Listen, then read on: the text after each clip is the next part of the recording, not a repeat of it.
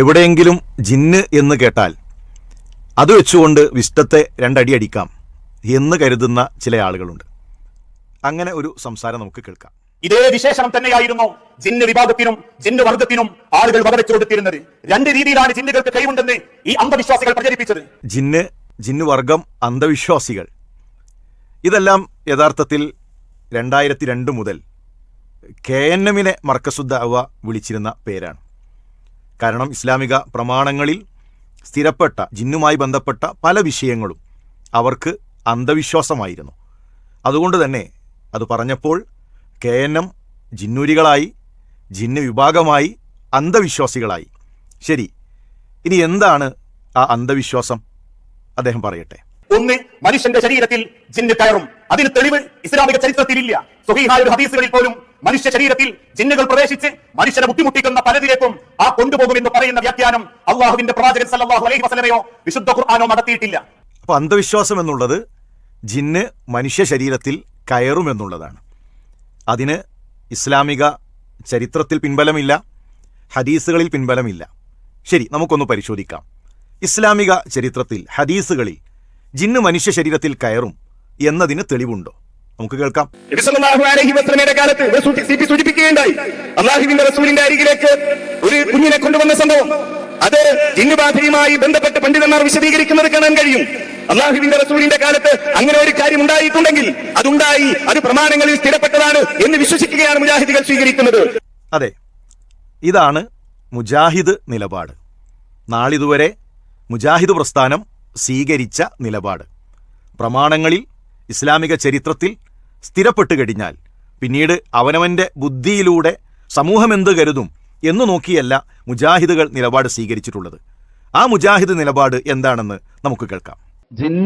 ജിന്ന് ബാധിക്കൂല എന്നുള്ള വാദം ജമിയത്തുൽ ഉലമക്കുമില്ല, അതേപോലെ തന്നെ KNM-നും ഇല്ല. അത് ഞാൻ ഇന്നലെ വായിച്ചല്ലോ, ആ തീരുമാനത്തിൽ വായിച്ചു, ക്ലിയർ ആണത്. അത് ഇന്നലെ പറഞ്ഞില്ലേ, ചികിത്സ അല്ലാന്നാ പറയണതെന്ന്. ഇവിടെ ഇന്നലെ അത് അങ്ങനെ പറഞ്ഞിട്ടും അത് കേട്ട ആളുകൾ എന്നെ പുറത്തു പോയിട്ട് സെലഫി പറഞ്ഞത് ചികിത്സ അല്ലാന്നാണ് എന്നാ പറഞ്ഞു നടക്കണത്. എന്താ ചെയ്യാ? ഇതാണ് കേരള ജംഇയ്യത്തുൽ ഉലമയുടെ നിലപാട്. ഇതാണ് KNM സ്വീകരിച്ചിരുന്ന നിലപാട്. ഇപ്പോൾ മർക്കസുദ്ദഅവ അവരെ വിഴുങ്ങിയപ്പോൾ ആദർശം മാറിക്കൊണ്ടിരിക്കുന്നു.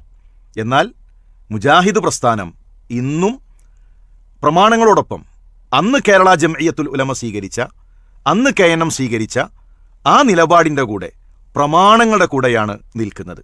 ഇനി ജിന്നിന് എന്തുമാത്രമാണ് കഴിയുക എന്ന് നേരത്തെ സംസാരിച്ച വ്യക്തി പറയട്ടെ. മറിച്ചെന്തേ നടത്തിയത്? വസ്വാസ് ഉണ്ടാക്കാൻ പറ്റും മനുഷ്യ പിശാചുകൾക്കും ജിന്നവർഗത്തിൽപ്പെട്ട പിശാചുക്കൾക്കും. അല്ലദീ യുവസ്സിസു ഫീ സുദൂരിന്നാസ്, മനസ്സിൽ അവന്റെ വസ്വാസ് ഉണ്ടാക്കാൻ പറ്റും. എങ്ങനെ? ചില മനുഷ്യ പിശാചുക്കൾ വന്ന് പറയും, സീമത്ത് പോകാം, കള്ള തോന്നിയാസത്തിന് പോകാം. അപ്പോൾ ജിന്നിന് കഴിയുന്നത് വസ്വാസ് ഉണ്ടാക്കുക എന്നു മാത്രമാണ്. മുമ്പ് തന്നെ പ്രമാണങ്ങളെ നിഷേധിക്കുന്നവർ അവര് പറഞ്ഞിരുന്ന ഒരു ന്യായമാണ്, ജിന്ന് വസ്വാസ് ഉണ്ടാക്കുക മാത്രമാണ് ചെയ്യുക, മനുഷ്യ ശരീരത്തിൽ പ്രവേശിക്കാനോ അതേ രൂപത്തിൽ മനുഷ്യന് പ്രയാസങ്ങൾ ഉണ്ടാക്കുവാനോ കഴിയുകയില്ല. ഈ വിമർശനങ്ങൾക്ക്, ഈ വാദങ്ങൾക്ക് കൃത്യമായി അന്ന് മുജാഹിദ് പ്രസ്ഥാനം മറുപടി നൽകിയിട്ടുണ്ട്. ആ മറുപടി നമുക്കൊന്ന് കേൾക്കാം. മനുഷ്യന്റെ ശത്രുവെ പറ്റി അറിയണം, അവൻ ഏതെല്ലാം മേഖലയിലൂടെ കടന്നു വരും. കേവലം ആൾക്കാർ പറയുന്നത്, ഇത് പറയിപ്പിക്കുന്നത് ശൈത്താൻ പണിയെന്ന് അവൻ അറിയില്ല, അതൊരു ശൈത്താനാണെന്നാണ് ഡോക്ടർ ഉസ്മാൻ സാഹിബ് പറഞ്ഞത്. ചില പ്രാസംഗികന്മാർ ഇറങ്ങിയിട്ടുണ്ട്, അവർക്കൊരു മണ്ണാങ്കട്ടെ അറിയില്ല, അവരിങ്ങനെ ജിന്നിനെയും ശൈത്താനെയൊക്കെ നിഷേധിക്കുന്നു. ചില ആളുകൾ അതിനെ ദുർവ്യാഖ്യാനിക്കുന്നു, അതും ഒരു പിശാചാണ് എന്ന്, അതും ഒരു ശൈത്താനാണ് എന്ന് അവർ അറിയുന്നില്ല എന്നുവരെ ഡോക്ടർ ഉസ്മാൻ സാഹിബ് എഴുതിയിട്ടുണ്ട്. മുജാഹിദ് പ്രസ്ഥാനത്തിന്റെ ആദ്യകാല പ്രസിഡന്റായിരുന്ന ഡോക്ടർ ഉസ്മാൻ സാഹിബിന്റെ പുസ്തകം വായിച്ചുകൊണ്ടാണ് മുജാഹിദ് നിലപാട് നേരത്തെ സംസാരിച്ച വ്യക്തി ഇവിടെ പറഞ്ഞിട്ടുള്ളത്. വസ്വാസ് മാത്രമാണ് ഉണ്ടാക്കാൻ കഴിയുക എന്ന വാദം, അങ്ങനെ സംസാരിക്കുന്നത് അത് പിശാചിന്റെ പണിയാണ് എന്നതാണ് നമ്മൾ കേട്ടത്. ഏതായിരുന്നാലും മുജാഹിദ് പ്രസ്ഥാനം നാളിതുവരെ സ്വീകരിച്ചു വന്ന നിലപാട്, പ്രമാണങ്ങളിൽ എന്തെല്ലാം സ്ഥിരപ്പെട്ടു വന്നോ അത് സ്വീകരിക്കുക എന്നതാണ്. ഇനി ഇത് കേരളത്തിലെ മുജാഹിദ് പ്രസ്ഥാനം മാത്രമല്ല, ലോകാടിസ്ഥാനത്തിലുള്ള പണ്ഡിതന്മാർ ഇതേ നിലപാടാണ് ഈ വിഷയത്തിൽ സ്വീകരിച്ചിട്ടുള്ളത്.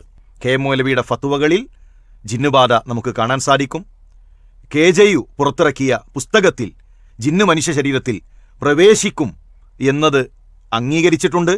അപ്പോൾ ചരിത്രത്തിൽ പിൻബലമുണ്ട്, ഹദീസുകളിൽ പിൻബലമുണ്ട്, പരിശുദ്ധ ഖുർആനിന്റെ ആയത്തിൽ, സൂറത്തുൽ ബഖറയുടെ 275 ആയത്തിൽ നമുക്ക് തെളിവ് കാണാൻ സാധിക്കും. നാളിതുവരെ മുജാഹിദ് പ്രസ്ഥാനം സ്വീകരിച്ച നിലപാടും ഇതുതന്നെയാണ്.